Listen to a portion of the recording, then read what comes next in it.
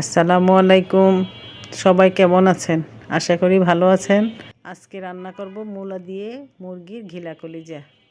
মূলা এবং সামান্য আলু দিয়ে হলুদ লবণ মিশিয়ে সিদ্ধ করলাম। এরপর মুরগির ঘিলা কলিজা লবণ হলুদ মরিচ দিয়ে ভাজি করলাম। একই কড়াইতে পেঁয়াজ আদা রসুন বাটা হলুদ লবণ মরিচ ধনিয়ার গুঁড়া জিরার গুঁড়া এবং মুরগির সিক্রেট মশলা দিয়ে সিদ্ধ করা আলু মূলা দিয়ে দিলাম। আলু মূলা ভেজে ঘিলা কলিজাগুলি উপরে ঢেলে দিয়ে আরও ভাজতে থাকলাম। সামান্য ঝোলের পানি দিয়ে দিলাম। এভাবে রান্না করলাম আলু মূলা দিয়ে ঘিলা কলিজা, অসাধারণ স্বাদের। সকলে একবার হলেও এই খাবারটা রান্না করে খাবেন। ইনশাল্লাহ আবারও নতুন কোনো ভিডিও নিয়ে আসবো আপনাদের মাঝে। সবাই ভালো থাকবেন। আল্লাহ হাফেজ।